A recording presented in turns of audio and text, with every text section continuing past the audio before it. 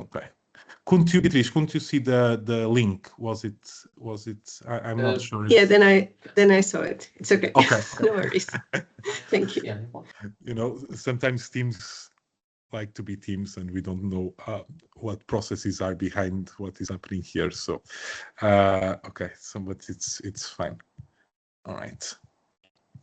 Some people here. Okay. I mean, it says there's 10 viewers, 10 participants. I think that excludes us, of course. Should we 11? I guess people will start coming in bit by bit.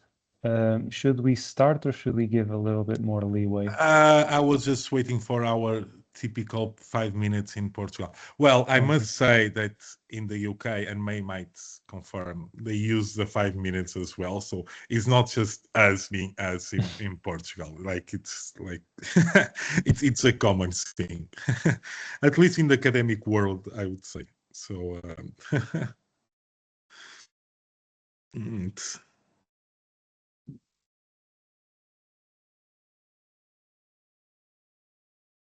May, I guess before we start, I do want to say I'd be quite interested in when watching that movie you produced.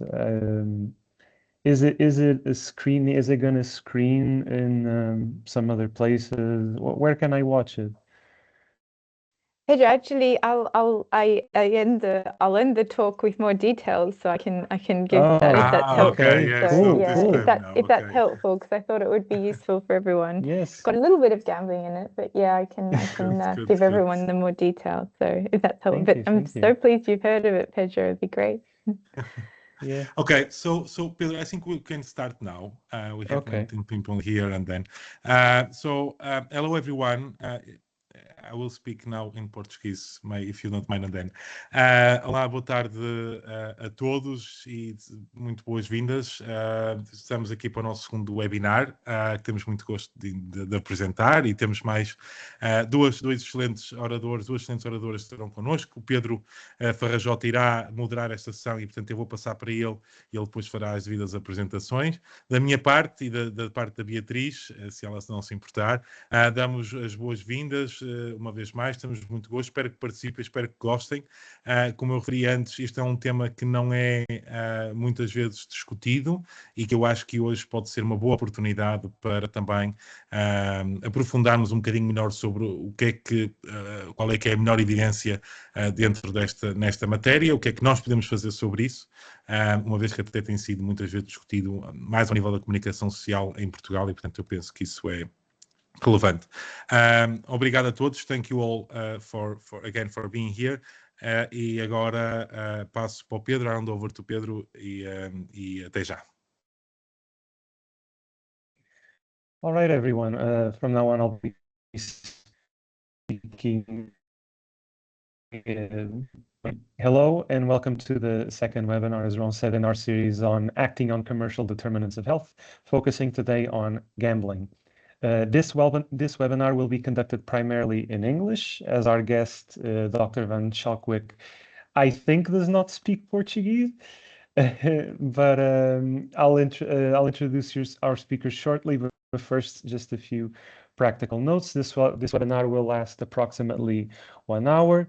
Dr. Van Schalkwyk will begin by discussing corporate political strategies, conflicts of interest, and implications for regulation, alongside other things. Just a preview. Following this, Doutora Paula Pinto Oliveira will examine the Portuguese situation and context. We'll have a Q&A session at the end. You can ask your questions in either English or Portuguese, and if necessary, I can translate. If you'd rather not speak, please write your questions in chat and I'll relay them. So, on to our esteemed speakers. Dr. May Van Schalkwyk is a public health doctor and research fellow in commercial determinants at the Global Health Policy Unit and Center for Pesticide Suicide Prevention at the University of Edinburgh. He holds honorary positions with Public Health Scotland and the London School of Hygiene and Tropical Medicine, where she is a member of the Commercial Determinants Research Group. Her research examines how commercial actors influence ideas, knowledge, science, and policy making. She has published extensively on the tobacco, alcohol, gambling, fossil fuels, opioid, pesticide, and firearm industries, and has a particular interest in the role of film in public health advocacy and policy change. Dr. Van Schalkwyk, welcome from all of us. Next up, Doutora Paula Pinto Oliveira holds a master's degree in medicine do Instituto de Ciências Biomédicas da Bel Salazar da Universidade do Porto, and is registered with o Colégio de Especialidade de Saúde Pública da Ordem dos Médicos. She is a doctor of psychology, and she is also a current public health specialist at the local health unit, Unidade Local de Sousa, Unidade Local de Saúde Tamgué Sousa, which is, by the way, also mine. She is also part of a technical team that coordinates the national program on school health of the Portuguese NHS, a Direção-Geral de Saúde, where she leads the working group on addictive behaviors and dependencies. Dr. Paula Pinto Oliveira, welcome as well. So with that done, I think we can get started. Dr. Van Schalkwyk, the floor is yours, if you'd like. Of course, huge thanks, Pedro, and really do call me May. Everyone's more than welcome to call me May. And thank you, thank you for that lovely introduction. So let me see if I can pass the test and get my slides up. So hopefully you can see that, Pedro, and you can hear me.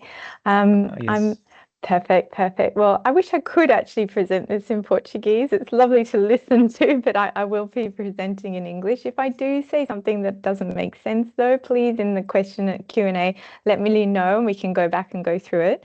As Pedro said, I'm a public health doctor and researcher, and these are the various organizations I have the pleasure of working with. And I've been working in the commercial terms about 7 years now.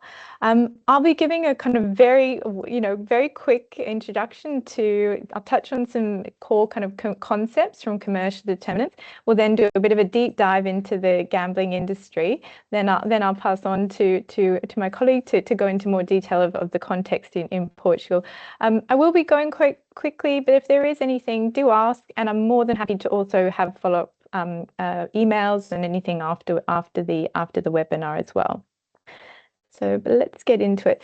One of the things I always like to start a talk about commercial determinants of health on, and in particular from a public health perspective and for public health professionals, is that I'm not really going to be telling you about any new problems. It's not about necessarily learning new facts or new issues, but it's about stepping back and asking, are the ways we're thinking about core public health issues, are they revealing the kind of fundamental drivers of those harms? Do they reveal to us what actually needs to be done to ultimately prevent that harm? So it's very much about critiquing our own thinking about problems and what needs to be done about them and what's ultimately driving them.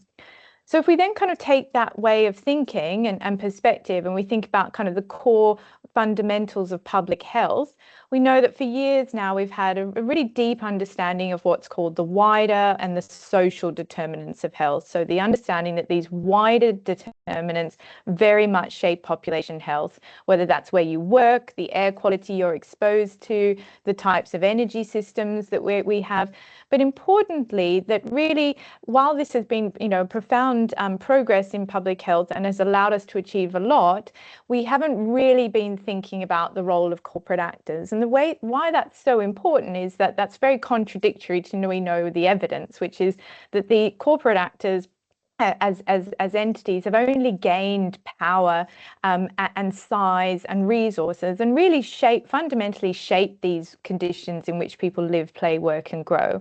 And so this is really what's led to the emergence of this field of commercial determinants of health, is really recognizing that the practices, pathways, and systems through which commercial actors drive health and equity are fundamental in order to promote health and prevent harm.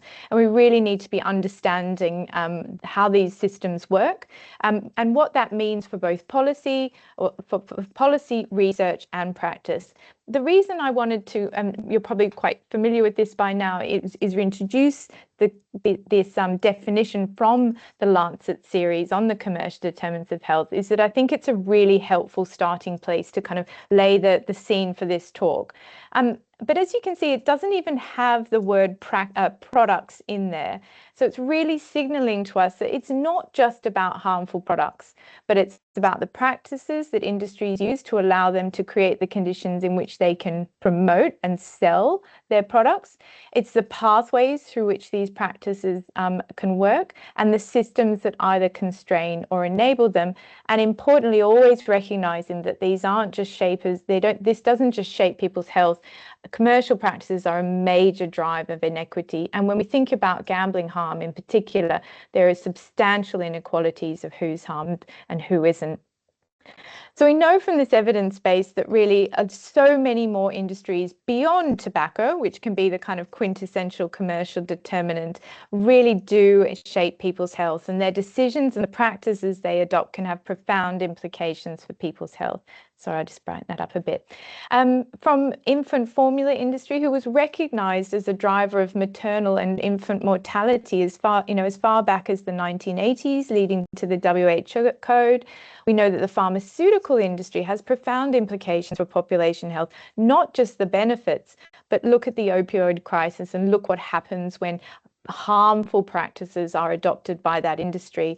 We can look at the food industry, we can look at the fossil industry, and something that is quite personal, close to my heart, because I used to work in treating people with mesothelioma. We can think as far back as the asbestos industry, which still causes harm in low middle income countries, for example. So importantly, we need to understand their products and how the design of products are harmful and how marketing practices can be harmful.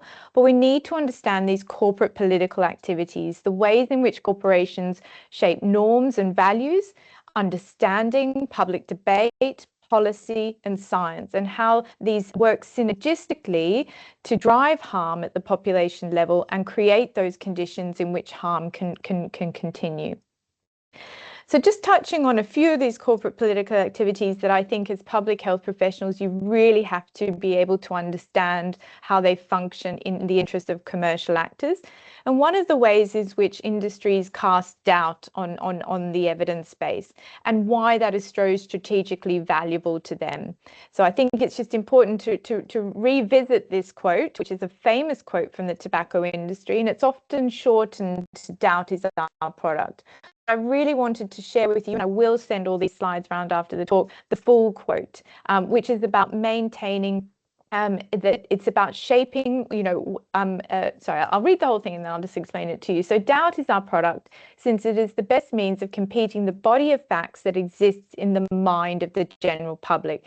So really showing you how industries want to influence what people think about their products and what the problem is. It's also about the means of establishing a controversy, establishing that there is a controversy. If we are successful in establishing a controversy at the public level, then there is an opportunity to put across the real facts about smoking and health.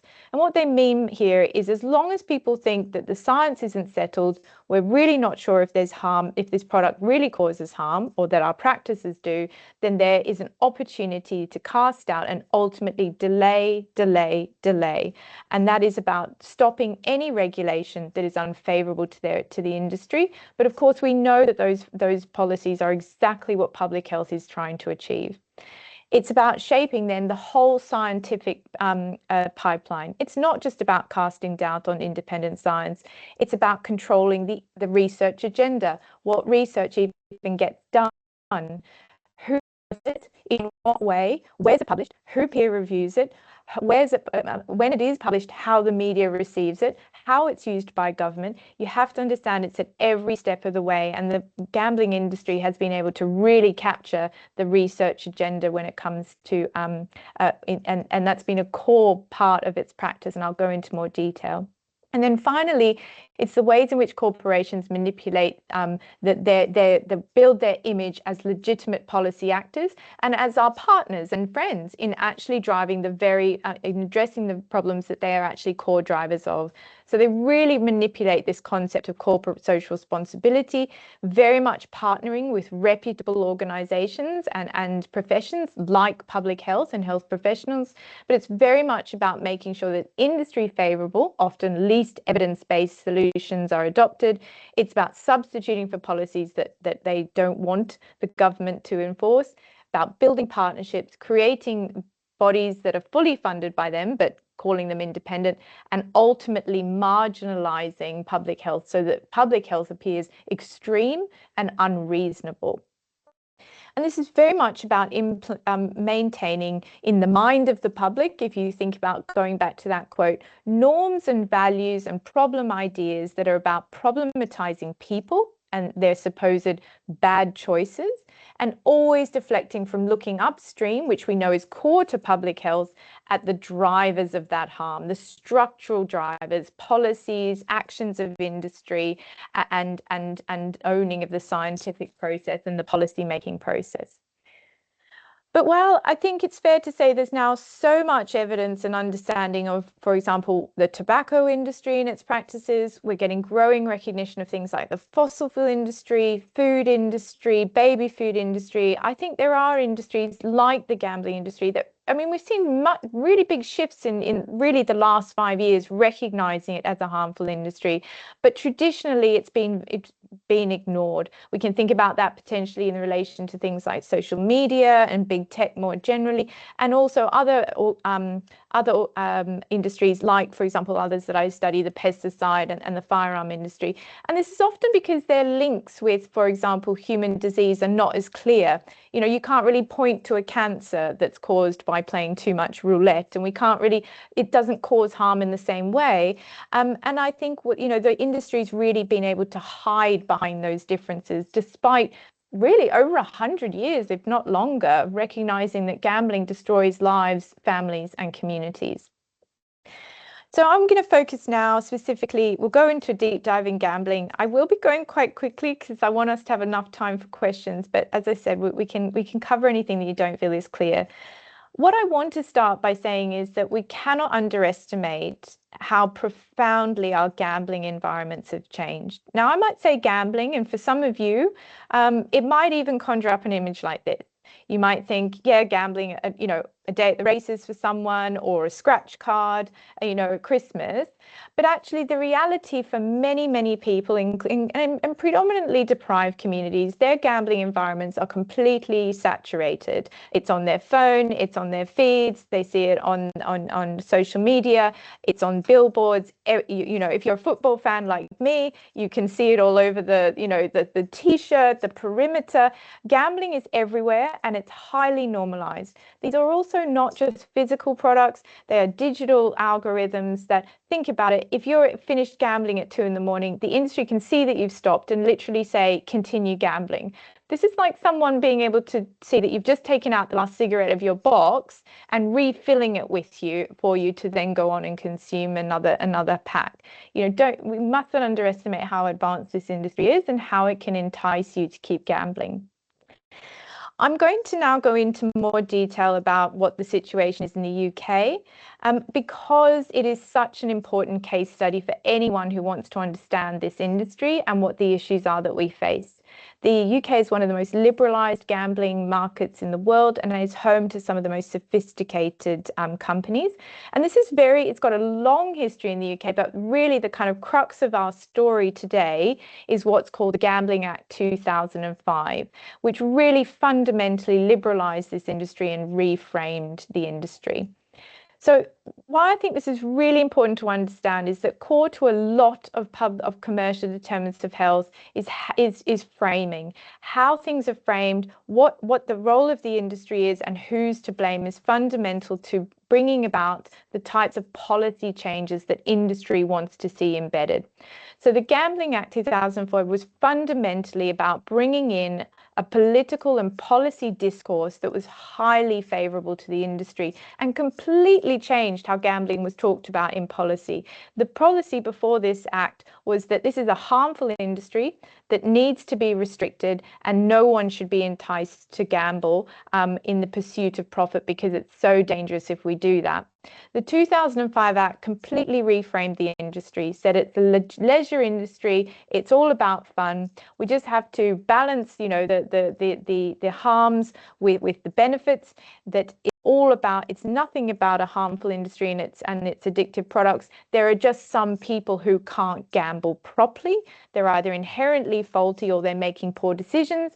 So really we can have a flourishing gambling environment. We can release it from the shackles of the past. So you can kind of see these narratives that restrictions are somehow out of date or something that's holding us back. And it's very much about allowing it to grow, make billions of pounds, and advertise and develop any product that it wants, as long as we have treatment available for those people who just are faulty in some way. But also we have education so that people know just how to gamble appropriately.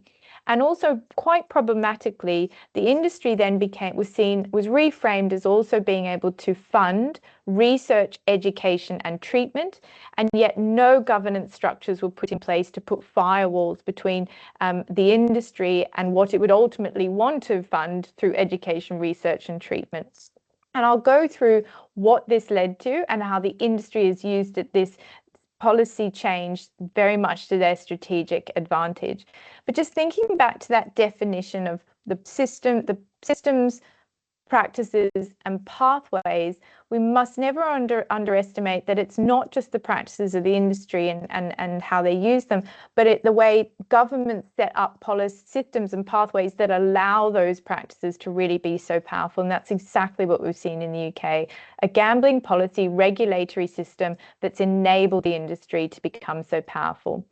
All of this was framed to the public and legitimized by our government by saying, don't worry, we're going to completely deregulate, but we'll have this extraordinarily strong independent gambling commission with precisely defined objectives and a formidable array of powers, even though deregulation was ultimately going to amass power to the industry, and also labeling it as independent. But this was a regulator that was based on an industry written code book. They are legally obliged to work with the industry and are fully funded by the industry. So really anything but independent. So we can say that it was very easy to amass regulatory capture by the industry, but also this idea that somehow we could completely deregulate a harmful industry. And this quote is really important. We have the powers throughout the bill to withdraw or somehow roll back from liberalisation if there is evidence of harm. And so what I showed in a lot of the research that we've done is, well, the answer to that was, if we didn't, basically it's not that we then went forth and measured harm and then rolled back in the evidence of harm. What actually transpired is that harm was just never measured. Therefore, we can't show that it's going up. So we have a massive industry that then amassed extraordinary wealth and power after this liberalisation. And as harm emerged with time outside of kind of formal structures, we've been we're still struggling to actually do something about this. I won't go to this, it's quite a complex slide, I won't go into any detail, but it was really just so you get this feeling of kind of a perpetual cycle that's happened since. We get wealth extraction from communities. The industry is able to use that extraordinary profit margin to influence science, influence research, influence education, and influence policy. So that really any attempt at policy change just goes round because there isn't the evidence needed, independent evidence needed. Everyone's informed that it's all about personal responsibility, and policymakers and the regulator are very much working closely with the industry. And that's from a chapter I can send round after if you want to look at that in more detail. So I'm just going to cover the kind of core elements and practices that allow this industry to really maintain the environment it needs to continue its harmful practices. As I said, one of the core concepts here is that what is measured, how and who benefits. So we had this large deregulatory agenda. We created this so-called independent regulator who was then tasked with measuring the levels of harm that were occurring from this industry. But they adopted something called the Problem Gambling Prevalence Survey. And this is well documented in independent research to be highly problematic. It doesn't actually measure population level harm, cannot be used to measure changes in harm over time, and really therefore therefore maintains ignorance of the scale and types of harm experienced. So therefore, it's a tool that is highly favorable to the industry and has been exploited by them for over 30 years to say harm has never gone up despite our expansion, our advertising, and our product design. We also see that even as harm was starting to emerge through, for example, parents and families talking about the harms to their children and communities, and people being deeply concerned about the scale of advertising they're being concerned to, the industry has simply engaged in the same practices we see adopted by the tobacco industry to cause delay and doubt, and also to present themselves to the public as being as acting and responding to those concerns, so that government doesn't have to act, but ultimately to make sure that the solutions that are adopted are favorable to their industry. I've just put the reference here to the paper where we take these two documents and show really section by sections show the similarities in the practices. So if you are interested in those kind of rhetorical practices, I really encourage you to read the paper. But just to kind of show you that the similarities here. So this is a frank statement, the most well-resourced piece of industry propaganda ever. It came from the tobacco industry in 1954. It was a letter from top executives across all the industry saying, we understand your concern. There's this hint, and in fact, it was well established in the literature by independent scientists of the link between smoking and cancer. But what they did is they said, we think, we know that there's an emerging sense in the literature that there might be something wrong with our product. We're going to get to the bottom of this. Your interests are our interests. We're taking this seriously, and so here's our plan. We're going to fund research, and we're going to get to the bottom of this. And as you can see, all signed by top executives.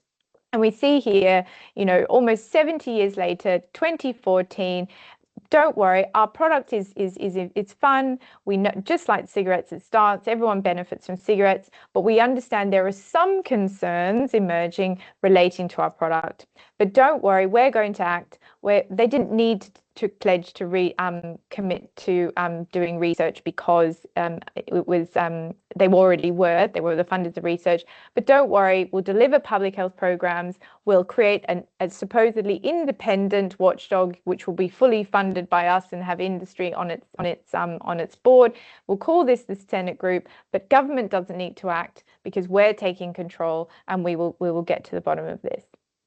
I just come out of that. But as I said, if don't have it, I can't go through it all, but it is worth understanding how all these different strategies are just used again and again. So they then delivered public health programs, so under the so-called public health campaigns. Importantly, it's delivered under the name of public health. They said we're warning and informing the public. And as you can see, these are what's called strategically ambiguous warnings. When the fun stops. It's hardly a warning. It doesn't tell you, warning, this product is addictive, which I believe is what is promoted, must be on products in Portugal. It's anything but. And we see this across many industries. So there's others from, for example, the alcohol industry that says, when you think, make sure you think. These kind of very ambiguous, but also sometimes even promoting of the product. As you can see, there's a giant word fun here, suggesting that gambling is ultimately a product that brings about fun. And after we published our analysis of this, showing how it really was just favorable to the industry interests, they just took it away and gave us this one, take time to think, another strategically ambiguous that is almost weaker, you could argue, because it doesn't even tell you to stop. It just says have a bit of a pause. Now, all gambling products are designed to keep you on, to undermine any sort of ability to pause, and also responsible or kind of low intense gambling is completely undermined by the design of products and their marketing strategies. So all of this is just to delay mandatory warnings and also promote this idea of personal responsibility. I'll go quickly into youth education, but I'm conscious of time, so I don't want to. I want to make sure we get to our next week and have Q&A. But I just wanted to re-emphasize as well another core corporate political strategy of industry, and that is youth education. And there's a lot of well-documented strategies how the tobacco industry has employed this. But deeply concerningly, and we've documented this in the UK, but it is common across a lot of European countries and globally, is that harmful industries are still funding a lot of the education that is given to children in schools. If you talk about a harmful industry from sugar-sweetened beverage, fossil fuels, cars, and previously tobacco, they all heavily invest in youth education in order to shape norms and values and understanding of harmful products, but also to use it as a policy substitute. We know what they do, as in the types of materials they give and how, but we also know why. And again, I can't go into this document in any detail. I just really wanted to share it with you so you have it to hand. But importantly, it's explicitly about delivering these types of programs, this is from the tobacco industry, to make sure that they discourage unfair, counterproductive federal, state and local restrictions on cigarette advertising. So it's explicitly framed as a mechanism for deflecting or delaying or substituting for the types of policies we ultimately know are needed to protect a child and adolescent well-being from these types of harmful products. Just in a cookie cutter way, we see our analysis showed that the materials that are delivered by gambling industry funded organizations are exactly like those that were once delivered by the tobacco industry. They frame the products as fun, as long as they're used in the right way. It's all about problematizing children, saying that it's because they can't handle their emotions and they're not willing to engage in logical, rational decision making. They adopt harmful behaviors. They're not willing, they're impulsive, and they're not willing to delay gratification. The tobacco industry did this again and again. It's about problematizing children and blaming peer pressure, never the practices or products of the industry. And concerningly, they often teach supposed health education through actually getting children to gamble themselves. The final thing I do want to say about youth education, this is really important from a public health perspective, is that we know that not only the content of these programs that are delivered is harmful, but importantly, it's the way the industry and industry-funded organizations strategically use the delivery of these programs to their advantage, as in they say directly to government, they say directly to parents and to schools and to other public and to the public health professionals, our programs work and they're safeguarding children and preventing harm. And this is completely undermined by the international evidence base.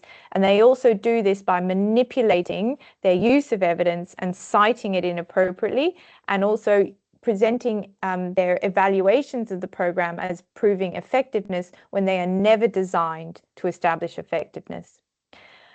We also are left in the dark when it comes to research, because for over 40 years, the industry has funded gambling research. So it's predominantly about psychology, psychiatry, problematizing people. Very little, until more recently, because we've got more independence, very little about population level approaches, industry activities, and its influence on policy. So we see this as a classic industry tactic, owning the evidence base by funding industry favorable research. And this is now well documented for gambling. And importantly, maintaining those downstream narratives, always denying that it's about the industry and its products. It's about problem gamblers and their bad decisions. And just last week, we had the industry in front of our Treasury Committee here, explicitly saying, it even got into headlines because it was so outrageous. But like the tobacco industry, when they say nicotine is not addictive, industry gets up and says it's not, there's no social ills associated with our products. It's about problem people who just can't gamble properly. And we see again in our government as well, this continual rhetoric around growing the industry while keeping people safe. We can all work together in hand with the industry and identify things and policy together. And we know this is in direct conflict with what the evidence says. Working in partnership with industry dilutes, delays, and undermines public health policy. So I just wanted to finish with this quote, and then I'll touch on very quickly some of the what this means for practice, and then I will end. Pedro, I'm not sure, you must tell me if I'm well over. But I just wanted to say that all of this really brings together the understanding, and we put this in our analysis of comparing the gambling and the tobacco industry, that just like with the tobacco industry, prevention of gambling harm will remain unachievable until the gambling industry is recognized as a corporate vector of harm and effective measures are taken to restrict both its influence on policy and science and its marketing and communications to the public. Until we really redefine the industry as the vector of disease, we cannot get these types of policies across. So really, what is needed when it comes to gambling harm? I mean, it's really, public health 101. We need to address advertising, and there are important developments in Portugal. I believe you're debating at the moment. There's some new legislation being debated. We've seen progress in Spain and Italy, but unfortunately in Italy their advertising ban has been taken up to the European Court of Justice by the industry. We need to deal with access and availability. We need to think about what affordability means in the context of gambling. What is the price of a bet? It's very different when we talk about food and tobacco, for example. We need to be thinking about design and safety. Why can we not ban those really dangerous products that are so devastating to families and communities? Taxes and levies. We have a levy, but there's no governance around it, which means that we're very concerned that it's really going to achieve any public benefit at all. But how do you use it to prevent harm when actually industry gaining profit is already causing harm? We need an independent evidence base. Research does need to be protected from over 40 years of industry influence.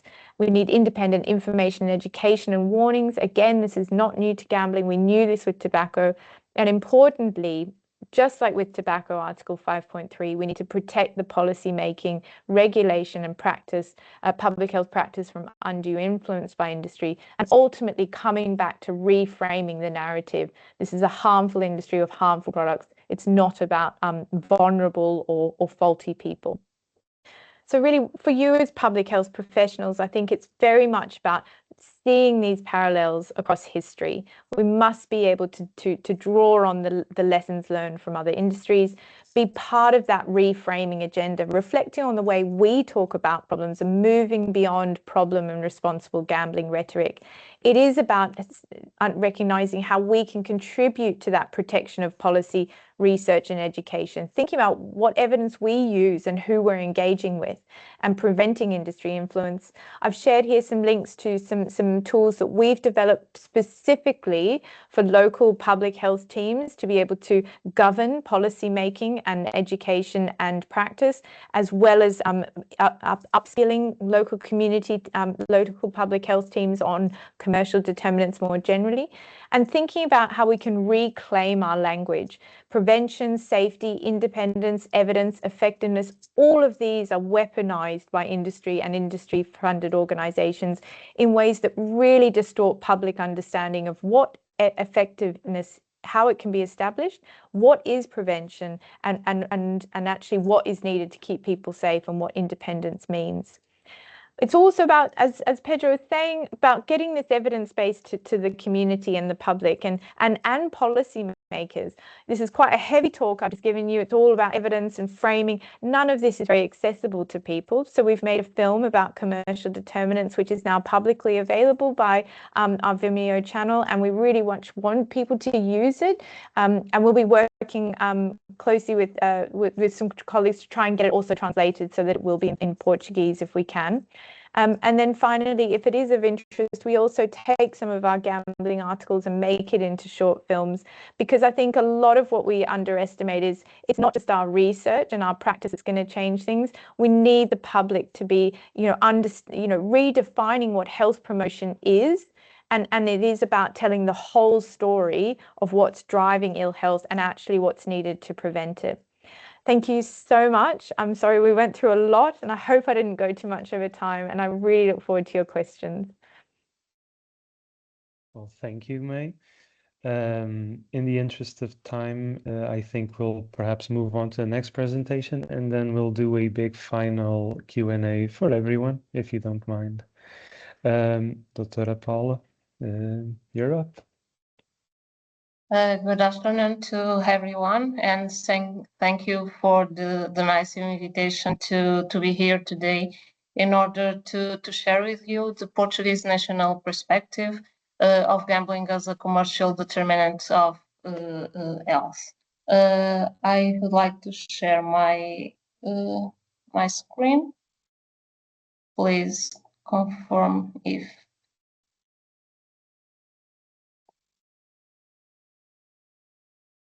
Are you seeing the presentation? We are, yeah, no, do the exactly. No, not that. It was on the three button, the round button with the three dots. No.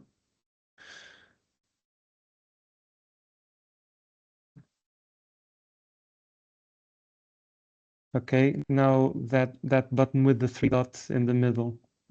Exactly. This Click. one? And then ocultar vista do apresentador. Okay. There you go.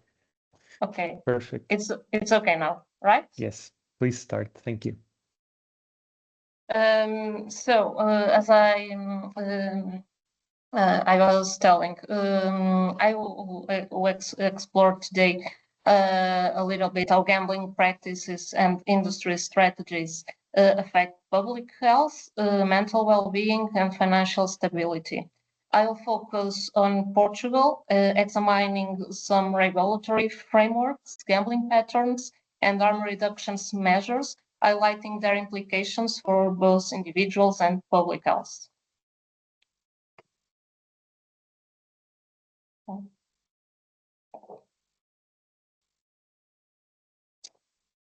Sorry.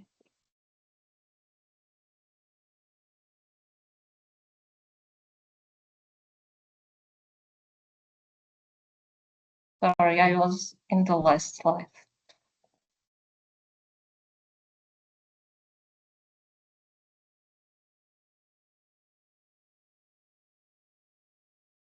Okay. So here are the main topics I will focus in this presentation, and starting by some definitions. Say that gambling means risking something of value, typically money, on an activity with a certain outcome, where the change component is dominant and the price depends, at least in part, on that chance. In many cultures, individuals gamble on games and events, and most do so without experience any problems. However, some individuals develop impairment related to their gambling behaviors. Thus, gambling disorder can be seen as a behavioral condition in which an individual engages in persistent and recurrent problematic gambling behavior that leads to clinically significant impairment or distress, as stated in manuals such as the ACM-5 and ICD-11. Concerning gambling industry in Portugal, we must say that the gambling industry is diverse and includes lotteries such as classic, popular, instant lottery, Total Loto, Total Bola, Euromilhões, and these types are state-owned. But we have as well land-based casinos, and more recently and increasingly online gambling platforms and television quizzes, for instance. Concerning the magnitude of the problem, let's say that a few years ago, several reports have shown the growing trend of gambling in Portugal. In 2014 alone, more than 625 million euros were spent on scratch cards, a record that continued to rise in 2015, raising concerns about the risk of the addictive behaviors. By 2018, spending on social games had exceeded 3 billion euros, highlighting the scale of phenomenon across the country. In 2019, reports showed that Portuguese people were spending over 6 million euros daily on online gambling, a trend still increasing.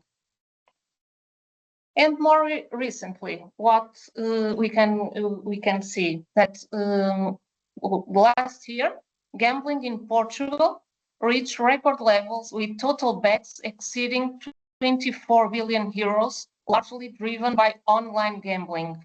And the sector gross revenues, representing players' losses, amounted to 2.6 billion euros. This here reports show that Portuguese players were spending around 3 million euros per day on online gambling, a figure psychologists find alarming. At the same time, requests for self-exclusion from gambling platforms it's on all time. In September, the Portuguese Parliament recognized gambling and betting as a serious problem, approving new measures to protect consumers and considering stricter regulations on gambling advertising.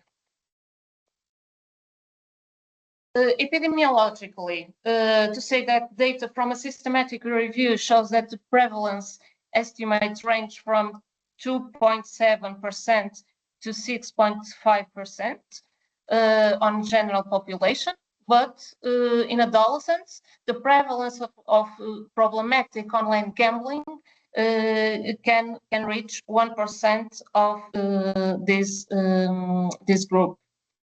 Moreover, evidence shows that gambling during adolescence is associated with problematic gambling in adulthood. So it is particularly important to know the variables associated with gambling in adolescence, because prevention in this age group is crucial.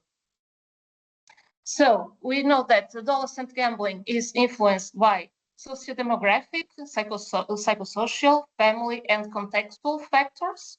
And male and older adolescents, particularly those from specific socioeconomic backgrounds, are more likely to gamble. Psychological traits such as impulsivity, cognitive distortions, emotional distress can increase the risk of gambling as well. And the family context also plays an important role. We know that low parental supervision and having relatives, especially parents, who gamble are significant risk factors. Finally, contextual factors such as the easy access to gambling avenues, electronic gambling machines, and advertising further increase the risk.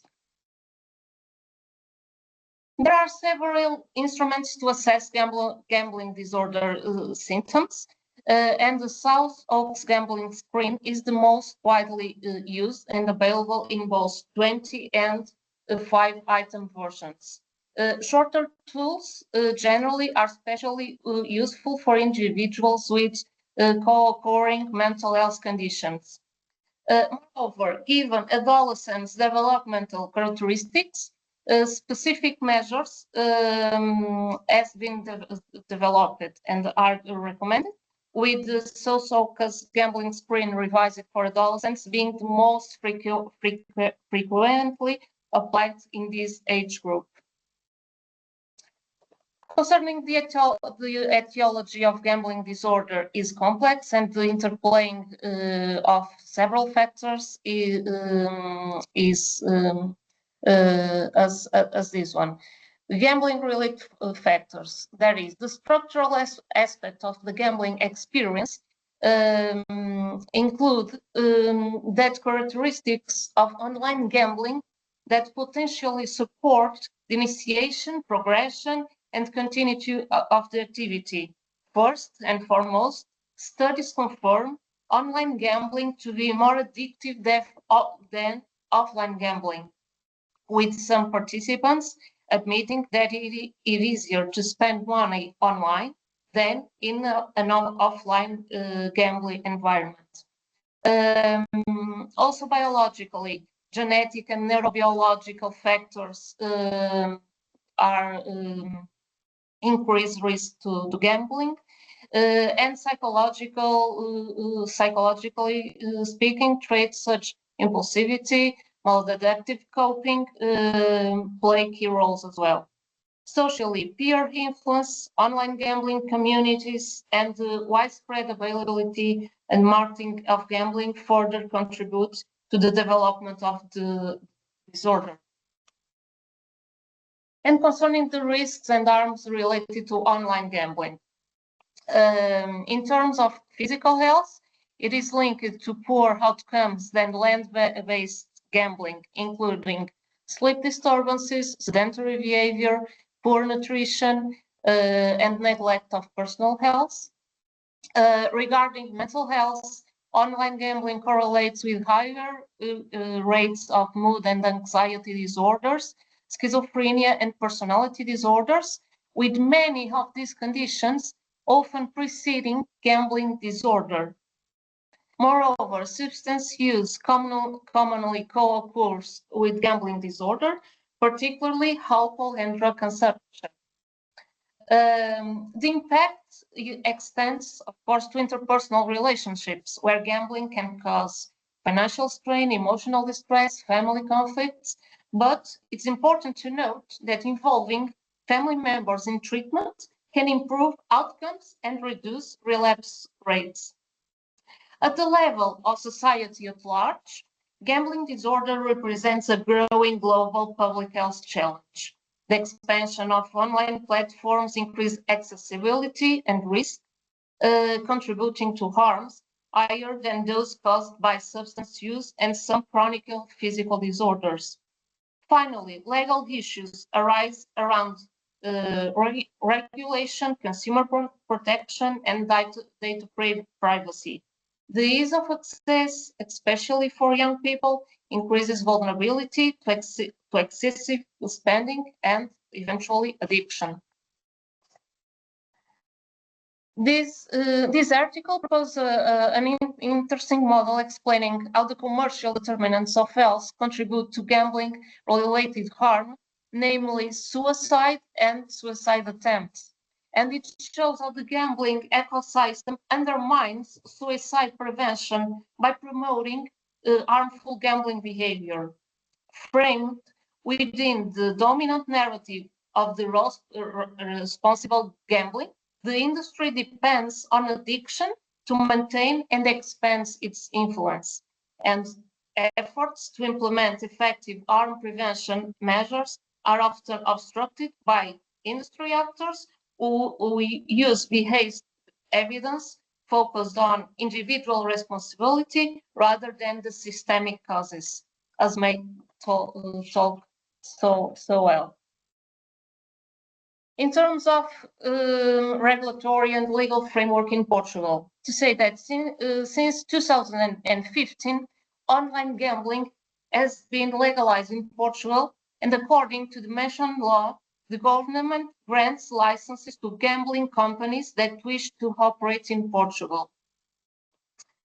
In the same date, was created the Gambling Regulation and Inspection Service, in Portuguese, Serviço de Regulação e Inspeção de Jogos.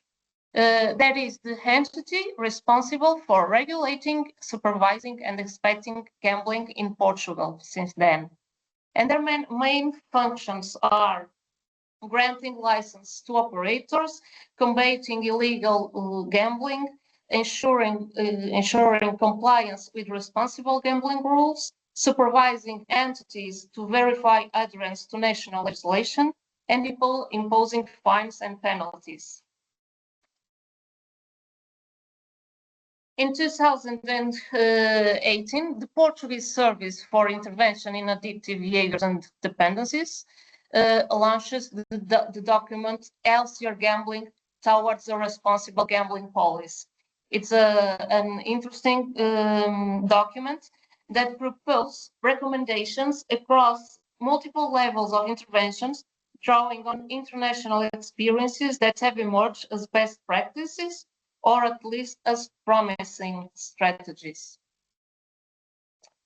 Currently, we have the National Plan for the Reduction of Addictive Behaviors and Dependencies that includes several goals and respective specific objectives addressing gambling-related harms.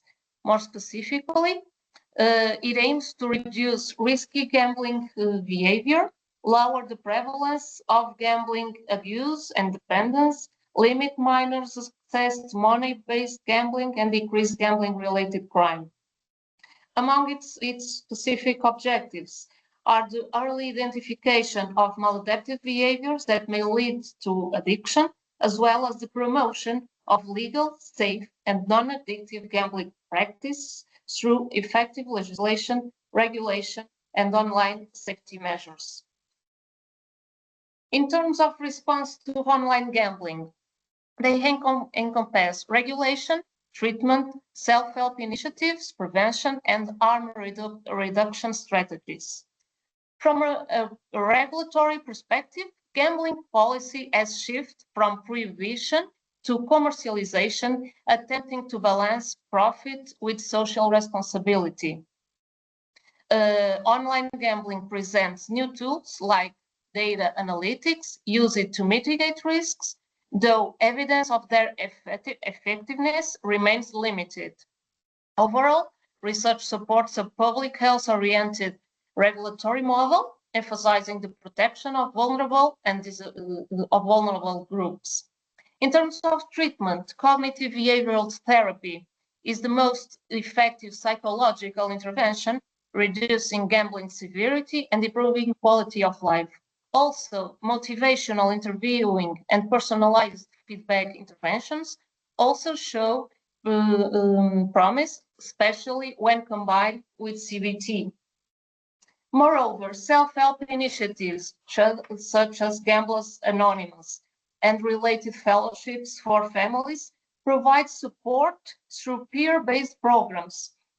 And other self-direct methods includes support groups, self-exclusion programs, limit-setting tools, and CBT-based workbooks, but more evidence is needed.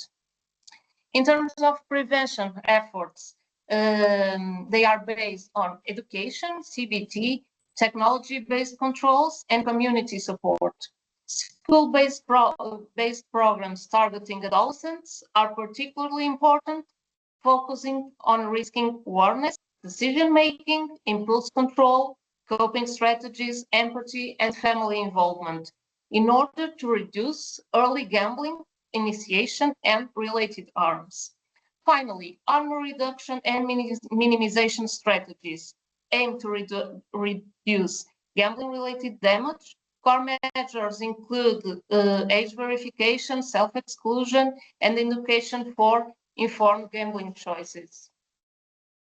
And in terms of the principles that must guide the harm reduction and minimization, to focus that education and awareness are key to safer gambling, with operators providing programs on games, odds, risks, and safe strategies, but achieving lasting behavior change remains challenging.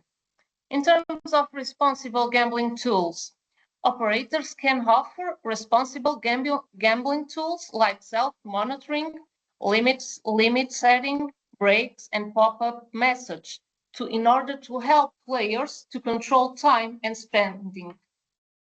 These tools are more effective when combined with education and active engagement, but their adoption is low and research on self-assessment tools in gambling is limited. Funding and withdrawal policies. Measures include such as deposit limits, rapid withdrawals, spending alerts, and tools aimed at reducing harm to players and others. On the other hand, identifier and responding to risk behavior. Legalizing online gambling allows operators to use player analytics in order to identify risk behaviors and predict harm by monitoring both play and non-play patterns, such as communication and payment patterns. While personalized messages show promise, evidence remains limited. Personal interactions and risk monitoring through responsible gambling case management are increasingly used, though such systems are often lacking. At last, broader stakeholder engagement. Harm minimization is most effective, obviously, when operators, regulators, and stakeholders work together, targeting all gamblers, at-risk individuals, and affected others, with a focus on reducing financial harm through regulatory leadership and operator innovation. And in terms of concluding remarks, to say that the gambling as a commercial determinant of health requires a systemic response that integrates prevention, regulation, and harm minimization as complementary strategies. There is a need for surveillance, research, and public awareness to effectively address gambling-related harms, with particular attention to vulnerable populations, such as adolescents. Therefore, a comprehensive public health approach is needed, focused on these 7 public health principles outlined in this slide. A population-based approach, an interdisciplinary perspective, a multi-sectoral collaboration, an evidence-based approach, considering a continuing of disorder severity and intervention and care, as well as a cost-benefit optimization. Thank you for your attention. And thank you so much, Dr. Paula. We will now then enter the Q&A portion. I would ask that anyone that is interested in asking a question, either, speak now, or write the question you want to ask in the chat. Otherwise, I personally have some questions. Pedro, só dar-te nota que tens algumas questões, minhas entre elas, e da Matilde no Q&A. Agora, ok, não tinha visto. E se calhar, se a Paula quiser parar de partilhar, depois, se for para ser mais fácil. É isso. Ok. Matilde Lima de Ourique, da USP de Mafra, pergunta: are there any ongoing efforts or plans to incorporate more modern approaches, such as artificial intelligence or machine learning approaches, into digital services to help limit access to gambling websites or apps, particularly to protect younger users? I think this can go to either May or Paula.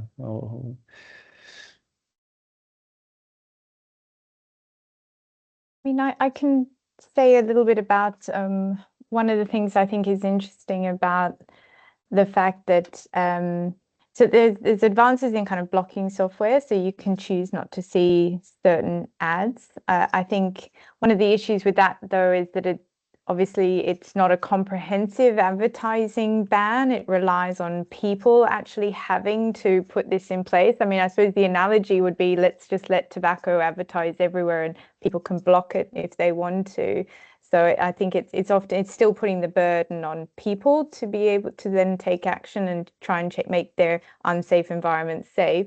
The other concerning development from our perspective in the UK, and I think it is being used elsewhere, is this idea that we can get the industry to use the very algorithms it used to promote gambling to somehow identify people at harm. So they have a very advanced algorithms which are kind of constantly monitoring people and identifying really their most lucrative customers.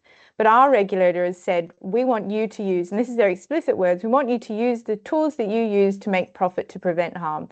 That is completely contradictory. It's like asking a multinational corporations, please don't use your technology to make profit, do it to prevent harm. Mm-hmm. That's completely against the modus operandi of a corporation, and not legally possible. So I think there's a lot of tensions to think, we can't ask an industry to use their tools that maximize profit to keep people safe. They'll have to be regulated to do that, and that's fundamentally about redesigning how these products work. Okay. All right. I think we can move on to another question, one of yours, João Paulo. So I'm going to say it first in Portuguese and then in English. Esta é para si, doutora Paula. O Serviço de Regulação do Jogo em Portugal também regula o jogo online. Alguma informação sobre a sua participação no Plano Nacional da ICAD ou no Programa Nacional de Saúde Escolar, por exemplo? In English, there's what was the translation? Gambling Regulation and Inspection Service in Portugal regulate online gambling. Is there any information about its participation in the National Plan of School Health or other plans, for example? Doutora Paula. Yes, I can say that the Serviço de Regulação e Inspeção de Jogos, that service plays a key role in regulating gambling in Portugal, there online or offline, ensuring consumer protection and market integrity. However, its real impact is limited by the vast number of illegal online operators that continue to target Portuguese players. And there is an important gap here. So I think that this service face main challenges today. Related to legal and administrative limits, because many illegal sites operate from abroad. The fines and the domain blocks are easily bypassed by illegal operators.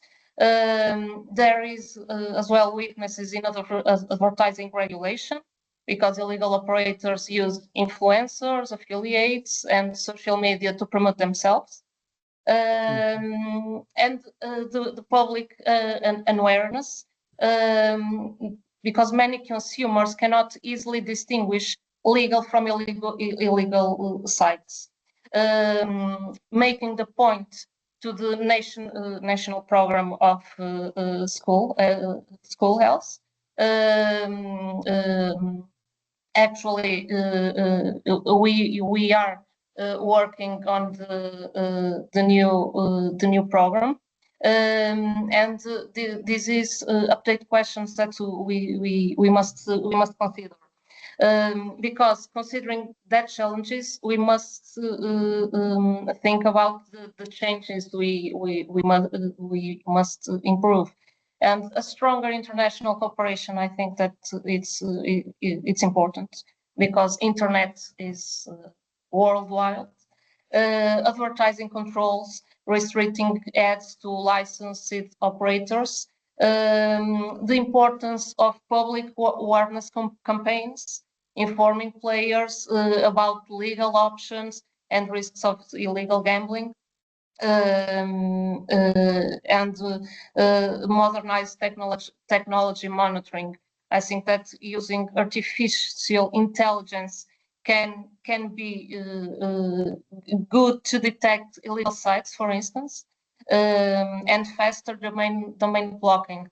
But as we can see, this service exists since 2015, a decade ago. But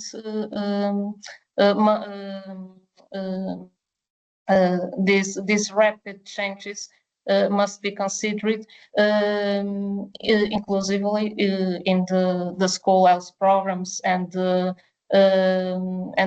public awareness campaigns we intend to do in this domain. I think I would just add, I think Paula makes some really good points around like the issues of illegal.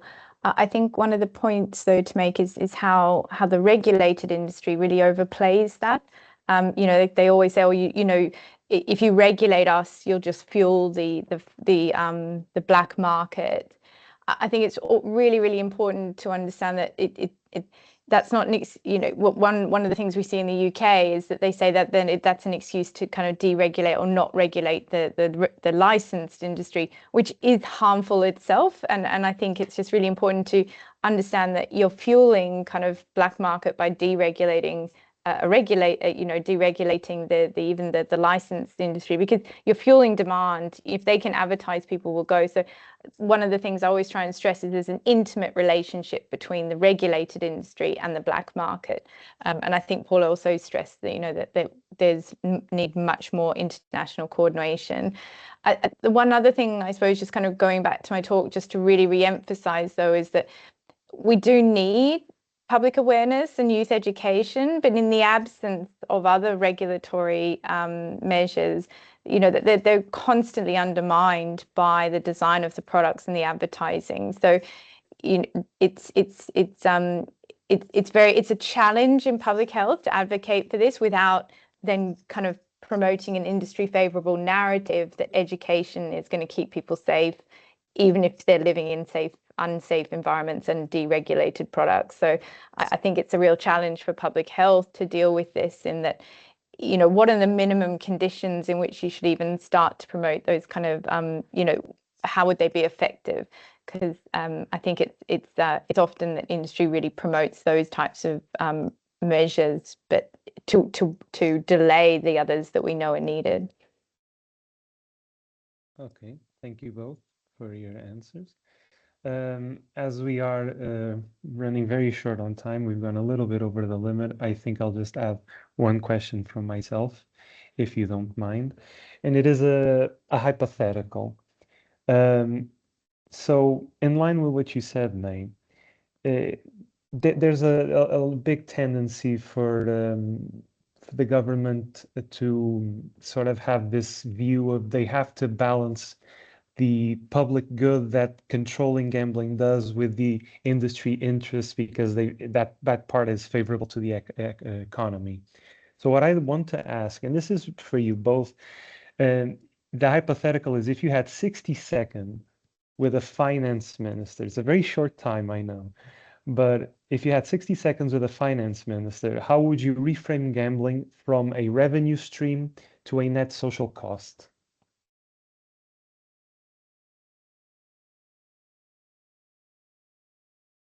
A hard question. Paula, did you want to go? Want me to go? Okay, I can go quickly. It's an extractive industry. It's like mining. It goes into a place, it extracts. It doesn't create anything. It undermines productivity, it destroys families, and it will completely undermine the sustainability of your health system. And then it will extract, and then it will move on. I'll leave it at that. Yeah, that seems good. Yeah. I can't see Paula now. I don't know what happened. Are there any more questions from anyone? I don't think so. Okay. There is another question from Carolina Batista. The first one mainly to Dr. May. How do you see the fact that revenue tax from gambling and other addictive behaviors is frequently used to fund public health services, which should be done to prevent this type of funding to become perverse and indirectly incentivize these industries? Yeah, and there's a second part to Dr. Paula. Okay. So, I mean, that's actually a really, really important question. I'll share an article that we wrote about the levy being set up here. I think what we have to, and I've talked about this a lot with other people who've kind of worked in environment and as well, is that we need to be very aware that, creating dependencies from harmful industries ultimately relies on those industries making their profit. So it's almost the opposite to prevention. And really, also governing industry-derived funds is extremely challenging. We learned from the tobacco settlement agreement, from asbestos boards, and now the opioid money that's coming from taking the opioid crisis to court, taking the opioid industry to court and getting a lot of money, is that again and again and again, actually governing that money and then making sure it's used in the interest of the public is extremely challenging. There's a levy on alcohol in Thailand that appears to be used to promote, appears to be successfully being used to promote public health. But if you think about it, it's a very unsustainable way, and there's always a risk of the industry using it to present themselves as part of the solution. The other thing I would say is think about the logic of it. It's based on a principle of polluter pays, thinking about like polluting a river, but how do you clean up after creating, as Paula was saying, how do you clean up suicide? How do you clean up lung cancer? It's an odd thing to talk about, isn't it, when you start to think about it? So it's not exactly, you can't exactly just take it from environment and put it over there. Prevention is going to take a very, very different approach to just taxing. So I think it's really important. Thank you. Second question to Doutora Paula. Since there is a portion of gambling revenue tax used to fund the National Director General of Health, tanto DGS, isn't there a conflict of interest that is not being adequately addressed? And then she thanks both of you for your wonderful presentations. I'm sorry, Pedro. I have some issues here with the sound. Can you make the question again? Since there is a portion of gambling revenue tax used to fund a DGS, isn't there a conflict of interest that is not being adequately addressed? Okay, so it's an important question and related to as well as one of the points I mentioned in the presentation. We know that a lot of industry of gambling is state-owned by Jogos Santa Casa da Misericórdia, and there is, and we must reflect about the conflict of interests, about the image that creates in the public awareness that gambling in that kind of games is for a social cause, is for a good cause. And this, in terms of marketing, is a powerful message. And us, as public health professionals, must reflect profoundly about this question, how to approach this question and make this point a win-win perspective for both parties. I think that is a big challenge. But I also believe that with that kind of sharing about professionals that and with evidence-based, we can build a response to that important question that must be constructed. All right. Well, thank you for your answers. I will now give the word to Ana Beatriz Nunes. Thank you so much.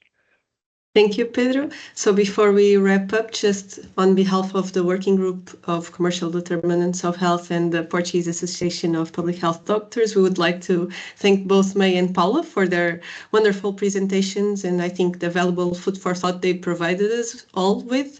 And now switching to Portuguese, agradecer também a participação, a presença e a participação de todos e deixar-vos desde já o convite para o nosso próximo webinar, deste ciclo de webinars, que terá lugar dia 11 de novembro, às 16 horas, também horário de Lisboa, e que será dedicado às práticas perniciosas, desta vez da indústria alimentar. Thank you all and have a wonderful day. Obrigado. Very nice. Thank you. Yeah, thank you. It was a pleasure. Thank you. Thank you. See you.